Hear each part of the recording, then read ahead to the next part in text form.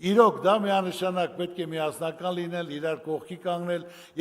ու դա իրականություն դարձնենք, անարին ոչինչ չկա։ Այսօր մենք ասում ենք, որ մեր երկրին անհրաժեշտ է երաշխավորած խաղաղություն,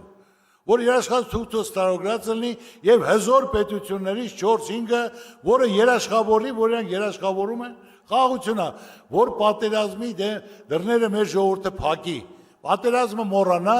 սկսի տնտեսության զարգացման իր երկրի ժողովրդի բարեկեցության հարցով։ Այսօր եթե ասում են սեպտեմբերին պատերազմա լինելու, կամ որեցե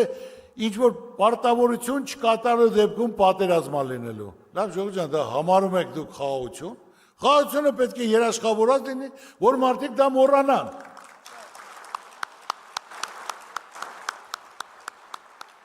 Ես շրջում եմ տարածքով ժողովրդի հետ հանդիպելով, նայելով իրոք սիրտս ցավում է։ Մարդիկ, որ ասենք այսօր գյուղացին, որ այսօր մենք ունենք 480,000 հեկտար հող, որը 140-ն է մշակվում։ Մարդիկ նստած պատերի տակ, պարտքերի վարկերի տակ։ Գյուղացին բերք ու բարիք ստեղծող է, որ նա պետք է կարողանա ստեղծի սահման պահող է գյուղացին։ Պետք է տրամադրեն, հատկացնեն, ինչ որ անհրաժեշտ է գյուղացուն, իր հողատարածքի չափով, որ այդ մարդը բերք ու բարիք ստեղծի, մեր ժողովրդի համար, սահմանը պահի, որ այդքան թանկություն էլ չլինի, որ դրսից այդքան ներկրում էլ չլինի։ Մեր այսօր երիտասարդությունը, որը մենք միշտ ասում ենք, մեր արձանի փոխարինողներն են, մեր երկիր պահողներն են։ Իրանց ցավը տանեմ, այո, ինչ որ կա, երիտասարդները մեր ապագան են։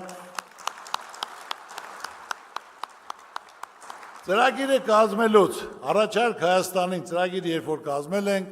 ես իրոք նոր ծրագրի ձև ենք մշակել, որ ասենք թե ոչ թե մարդիկ կաբինետում նստած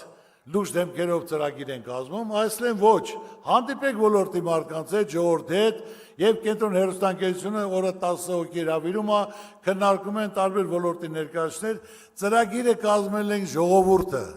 իրենց խնդիրն ու պրոբլեմը ասելով, լավ մասնակիցների, մեր մասնակիցների հետ կազմեն ծրագիրը։ Ինչն է խնդիրը, ինչ է պրոբլեմը եւ ինչ է դրա լուծումը։ Ուրեմն ես ասեմ, որ առաջի հերթին հանձնարարեցի, որ մենք մեր երիտասարդությանը հանձնարարենք, մասնակցեն մրցույթին, երիտասարդությունը, ուսանողությունը ներկայացնի, իրենց խնդիրն ու պրոբլեմը որն է այսօր։ Ու 15-20 օր անցել է Իվետային ասում եմ Իվետա, առաջարկ կա ուսանողության կողմից, ասում եմ մի հատ, երկու հատ, պարոն Ծառուկյան։ Ես անհանգստանում ասում լավ, իրոք, որտեղ այսօր խոսում են, չէ, որ մեր երիտասարդությանը ոչ մի բան չի հետաքրքրում։ Ոչ մի բան, ոչ երկիրը, ոչ ժողովուրդը։ Ասում եմ կարող է իրոք այդպես է։ Մտահոգվել եմ, մտածում եմ։ Ու հանկարծակի Հադիս Սարի հետ Քրիստոսի արձանի շինարարությանը ուսանողի ինձ հարց է տալիս։ Ես ինչ ասում եմ, իրական փաստացի դոկումենտել եմ ասում։ Բա պարոն Ծառուկյան, կարելի է ձեզ մի հարց, ասում եմ, խնդրեմ, տվեք։ Բա այդ մրցույթը, որ կազմակերպել եք արդարացիա լինելու։ Ասում եմ, իհարկե, եթե մրցույթ եք արդարացի պետք է լինի։ Ես անձամբ հետևելու եմ, լիարժեք նայելու եմ, եւ դա մրցույթը կայանալու է, ես էլ հետևելու եմ։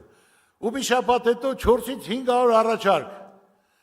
Եկել է, մասնակցել ենք, հատուկ Իվետային հանձնարարել մեկ անգամ ես ուշադիր եղի, ես էլ եմ գալու նայեմ, եւ նայել ենք մեկը մյուսից ավելի լավ առաջարկ, բան իմաց, խելացի, լավ երիտասարդություն ունենք մենք։ Իրոք, մենք պետք է երիտասարդությունը չկոտրենք, պետք է արդարացի լինի, որ մարդիկ կարողանան ասում են հույսով, հավատով, սովորում են, պատրաստում են, որ պետք է անցնեն աշխատանքի, պիտանի լինեն, քարը քարին դնեն, երկիրը կառուցեն, լավ ապրեն, ընտանիք կազմեն։ Ուսանողը ինձ ասում է, այդ վերջացնեմ նոր։ Ուտեղից մենք ասենք մոտ 100-ից 150 առաջարկ ընդունեցինք, որը շատ այսօրվա անհրաժեշտ իրոք խնդիրներ էր, եւ ես իրենց հրավիրեցի, որ ասեցի եկեք մեր ընտանիք, մեծ ընտանիք, միասնական այդ ծրագրերի կյանքի կոչենք ձեր գլխավորությամբ, ձեր առաջարկով։ Բաժանորդագրվեք Արմաթ մեդիայի ալիքներին սոցցանցերում, հետևեք մեզ նաև Armat Media AM կայքում։